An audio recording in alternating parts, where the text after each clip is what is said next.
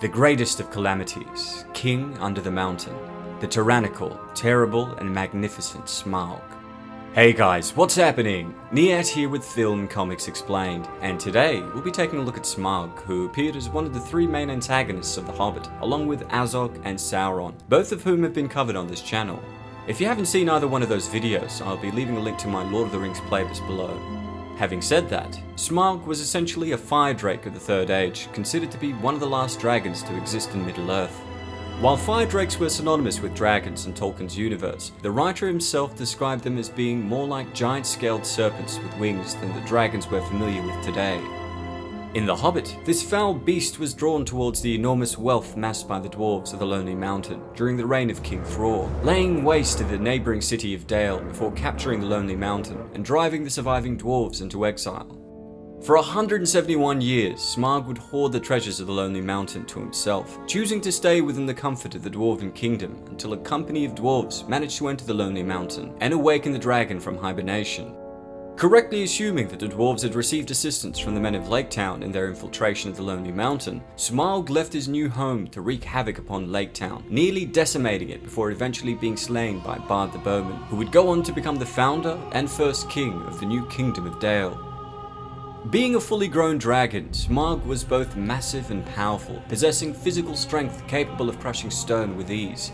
He was able to fly thanks to his large wings, and he had the ability to breathe streams of searing hot flame from his mouth. Some comments in The Hobbit imply that his entire body was imbued with fire, as he was seen to glow in the darkness of the Lonely Mountain's depths, and his usual paths were said to have been smoothed and slimed as a result of being melted by his fiery movements. His large size is shown to grant him practically incalculable brute strength, sufficient for him to easily break through the mountain. His armoured scaly skin is shown to be nearly impenetrable, and his natural endurance for heat is demonstrated by him being able to survive being submerged in molten gold. Despite his size, Smaug is shown to be agile and quick, able to leap over objects with ease, and he can dive at very high speeds with little effort. His senses are acute enough that he was able to detect the sound and smell of a hobbit, even when the ring rendered Bilbo invisible to the naked eye. It's also revealed that his roar from Erebor is powerful enough to be heard in Laketown. He was as intelligent as any man, if not more so, and he was able to communicate with people and other living creatures in numerous tongues. Visually, Smaug is shown to glow with red light from within when he's about to unleash his fiery breath, with the same light emanating from his eyes, only dimming at the moment of the dragon's death. Interestingly, the dragon also had a unique encyclopedic knowledge of his treasure hoard, immediately registering the theft of a single cup after Bilbo made his first visit to his lair.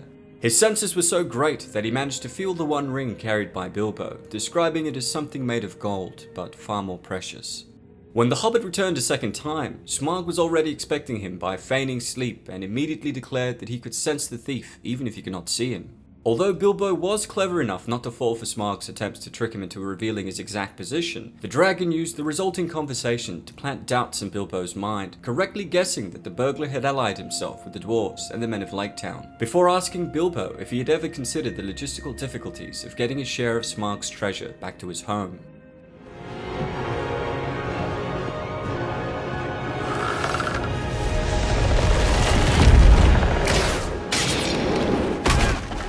Defensively, Smaug's reddish gold scales rendered him impervious to nearly all weapons, but his underbelly was relatively soft and vulnerable. To compensate for this, Smaug took to sleeping upon the gathered treasure of the Lonely Mountain, allowing bits of gold and jewels to embed themselves into his body.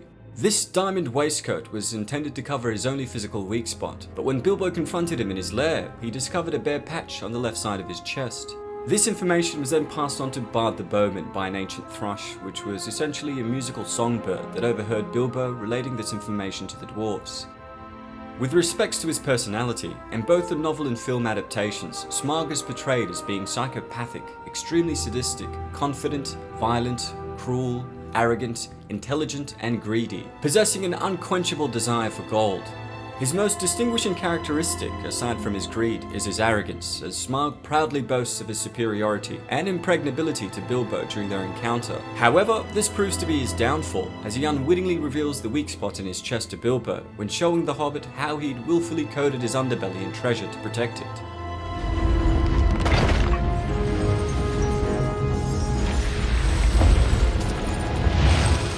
And do you now? Unlike the other dragons that had lived in Middle-earth and who had been bred by Morgoth during the First Age to serve as gigantic shock troopers and mobile artillery, Smaug seemed primarily motivated by personal greed rather than a desire to do evil, and he didn't seem to serve any allegiance other than his own. While he does ruthlessly destroy Dale and lays waste to the dwarves of the Lonely Mountain during his attacks, once he'd assumed dominion over the region, he seemed pretty content to allow the rest of Middle-earth to go about its business, so long as he and his treasures remained undisturbed, although this could have been because he felt that the people living in the region had nothing that he wanted.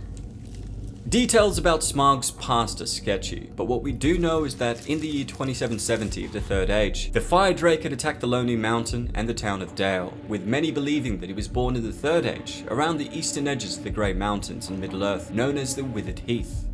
It's also worthy of noting that Gandalf had said that Smaug was not fully grown at the falls of Erebor and Dale, and while his age is difficult to pinpoint, we can make a rough approximation based on the descriptions given of other dragons throughout the history of Middle-earth and the period of time in which he was recorded. Now, given that Glaurung, who was the first terrestrial fire-breathing dragon in Middle-earth, was believed to have been born in the year 155 of the First Age, before his first appearance in the year 260, living over 346 years prior to his death in the year 501 of the First Age, and considering that he was described as young and scarcely half-grown at the age of 105 when he began rampaging throughout Middle-earth, we can surmise that Smaug was also born roughly a century before his attack on the Lonely Mountain, choosing to begin his reign of terror in his adolescent years. In the 171 years that followed, Smaug would develop into a reclusive adult, which meant that by the time of his death in the year 2940 of the Third Age, the dragon had lived to be roughly 270 years old, just 76 years shy of the lifespan his forefather had enjoyed thousands of years before him. There's also a passage in The Hobbit from Smaug himself that alludes to his age and how he developed into an adult whilst living in the Lonely Mountain, as seen with this quote: "The king under the mountain is dead, and where are his kin that dare seek revenge? Girion, lord of Dale, is dead, and I've eaten his people like a wolf among sheep. And where are his sons that dare approach me? I kill where I wish, and none dare resist. Then I was but young and tender, now I am old and strong. Thief in the shadows, my armor is like tenfold shields, my teeth are swords, my claws spears. The shock of my tail a thunderbolt, my wings a hurricane, and my breath death."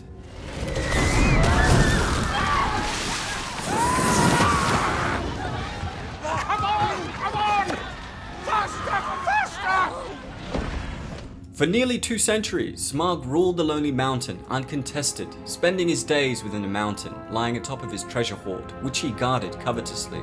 The surrounding domain became a scarred wasteland known to the dwarves and men as the Desolation of Smaug. After discovering the plans of many that desired to bring him down, Smaug flew into a rage, erupting from the mountain into a fiery wrath and loosening his flame upon the land. He then turned his fury on Laketown upon the Long Lake and set about razing it.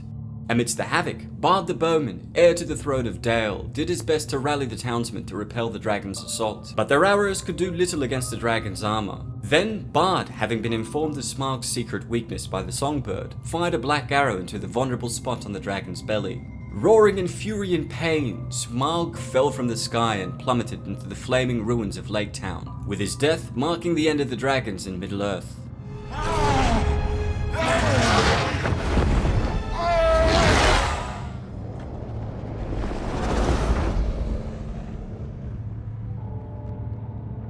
Well, that's all for today, folks. A big thanks to all of you guys who requested we take a look at Smaug, as featured in The Hobbit.